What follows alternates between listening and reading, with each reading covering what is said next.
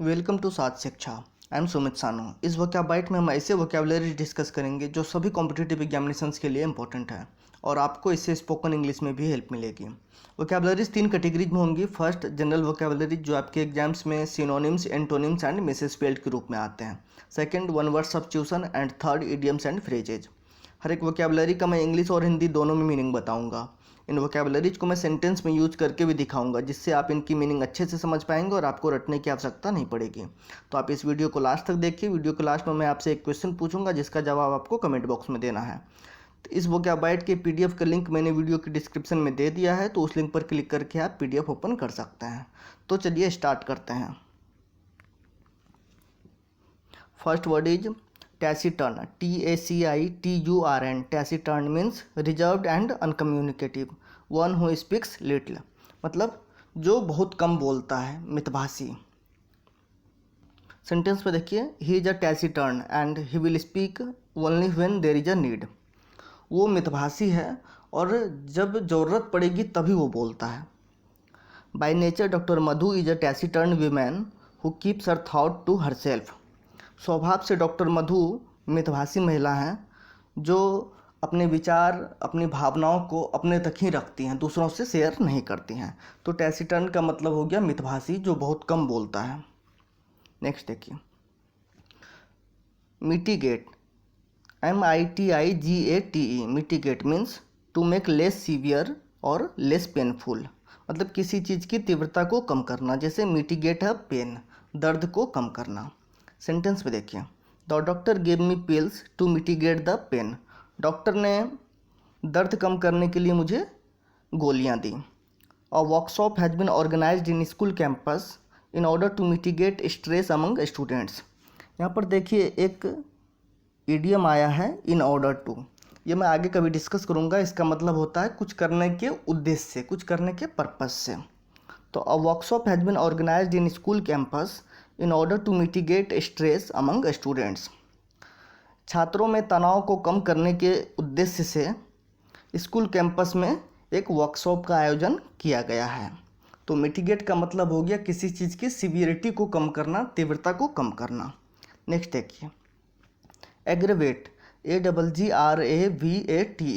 Aggravate means to make more severe और worse, मतलब किसी चीज़ की तीव्रता को और बढ़ा देना। जैसे अग्रेवेट अ पेन, मतलब पेन को और बढ़ा देना। सेंटेंस में देखिए, the noise aggravated my headache.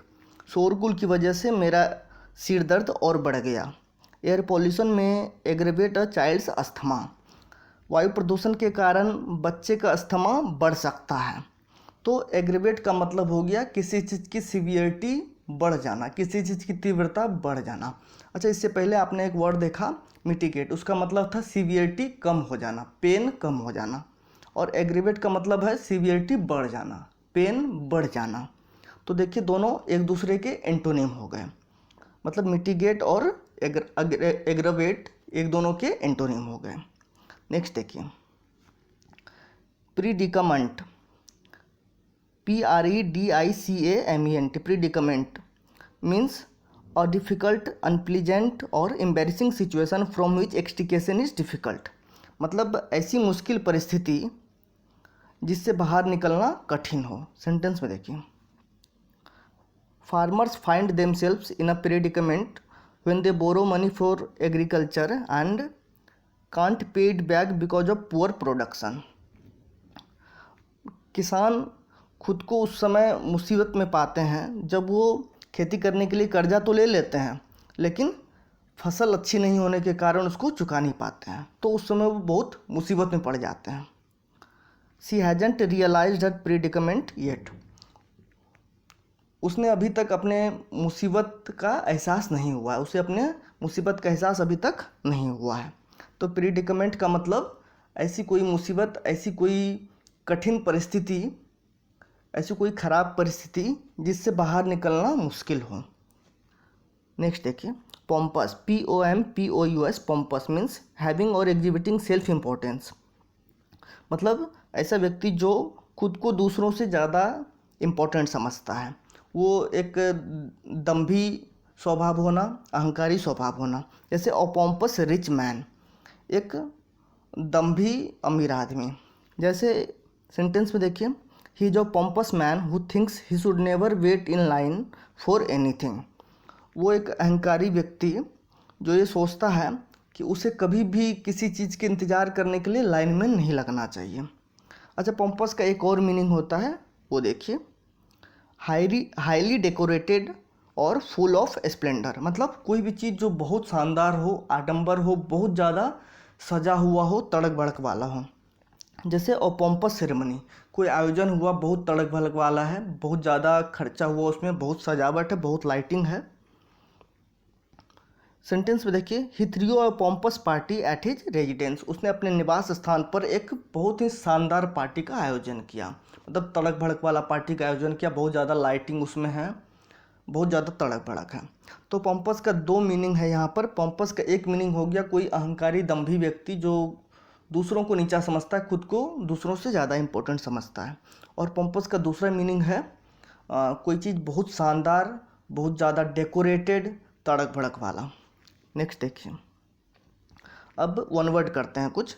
Glutton, GLUTTON, glutton means one who Yeats and drinks too much. मतलब पेटू, जो बहुत ज़्यादा खाता है, मतलब कुछ भी मिले वो बहुत ज़्यादा खाता है, मतलब क्वांटिटी की बात है यहाँ पर। देखिए, मैंने साथ में एक पिक्चर भी दिया है ताकि आप थोड़ा ज़्यादा समझ पाएँ।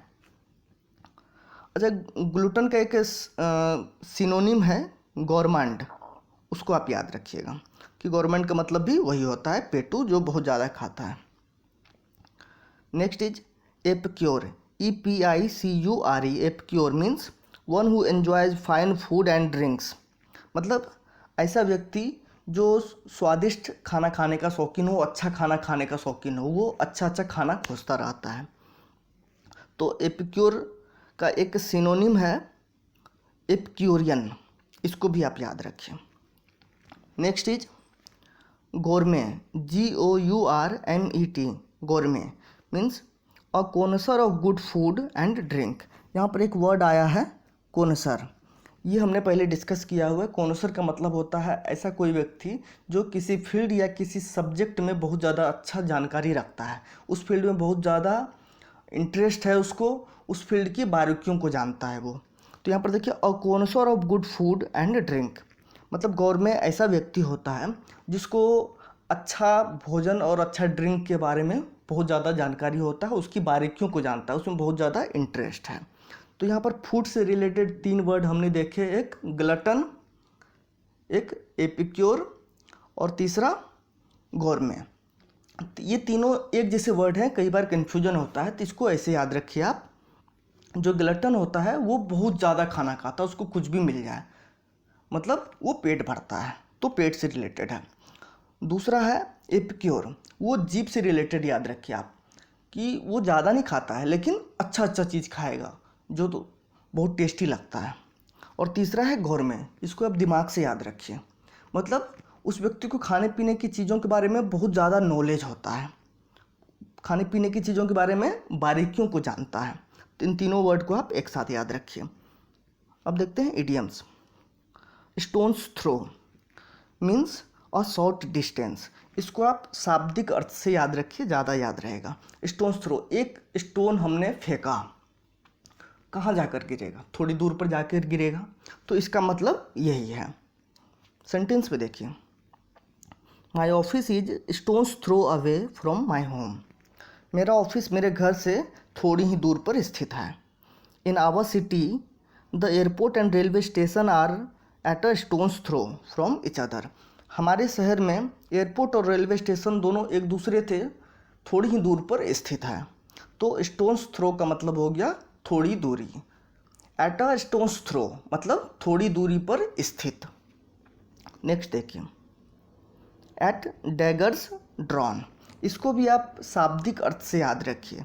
डैगर का मतलब होता है छुरा और ड्रॉ का मतलब होता है निकालना, तो ड्रॉन मतलब निकाल लिया, मतलब छुरा निकाल लिया। दो पड़ोसी हैं, आपस में एक दूसरे ने छुरा निकाल लिया, मतलब लड़ने पर आमदा हो गए, लड़ने लग गए।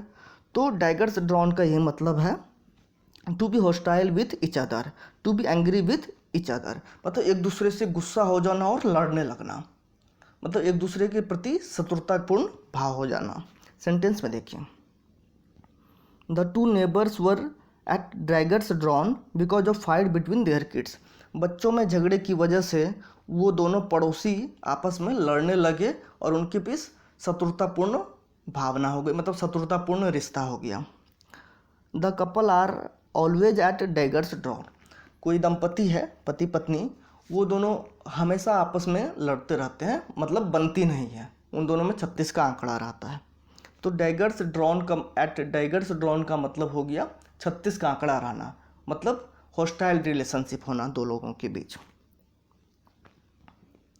अब लास्ट वीडियो के क्वेश्चन का आंसर, क्वेश्चन था और doctor who treats kidney disease is called, your answer is second, option number second, nephrologist, मतलब किडनी से संबंधित बीमारी का इलाज करने वाले डॉक्टर को नेफ्रोलॉजिस्ट कहते हैं। बाकी 3 ऑप्शन भी देख लेते हैं। डर्मेटोलॉजिस्ट का मतलब होता है त्वचा से संबंधित बीमारी का इलाज करने वाला। ऑप्थेल्मोलॉजिस्ट होता है आंख से संबंधित बीमारी का इलाज करने वाला। ऑन्कोलॉजिस्ट होता है ट्यूमर से संबंधित बीमारी का इलाज करने वाला। अब आपके लिए आज का question, choose the word that is correctly spelled. 4 option दिए हुए हैं, इनमें से आपको बताना है कि कौन सा ऑप्शन का उच्चारण सही है, स्पेलिंग सही है। तो जिस ऑप्शन का स्पेलिंग सही है वो आपको कमेंट बॉक्स में लिखना है। इस वोकैबुलरी में हमने जितने वोकैबुलरी डिस्कस किए हैं उनमें से मोस्टली किसी न किसी एग्जाम्स में पहले पूछे जा चुके हैं, तो ये बहुत ज़्यादा इंपॉर्टेंट है, इसलिए इन्हें आप वीडियो की PDF से नोट करके रिवीजन करते रहिए। और यही कारण है कि हर एक वीडियो में मैंने आपको PDF दिया है। ये वीडियो आपको कैसा लगा हमें कमेंट करके ज़रूर बताइएगा। अगर इस वीडियो से आपको आपके स्टडी में हेल्प मिली तो इसे लाइक करके अपने दोस्तों के साथ ज़रूर शेयर कीजिए। और अगर आपने अभी तक भी सार्थ शिक्षा को सब्सक्राइब नहीं किया है तो सब्सक्राइब करके बेल आइकन प्रेस कर लीजिए ताकि नेक्स्ट वीडियो की नोटिफिकेशन आपको मिलती रहे। Thanks for watching.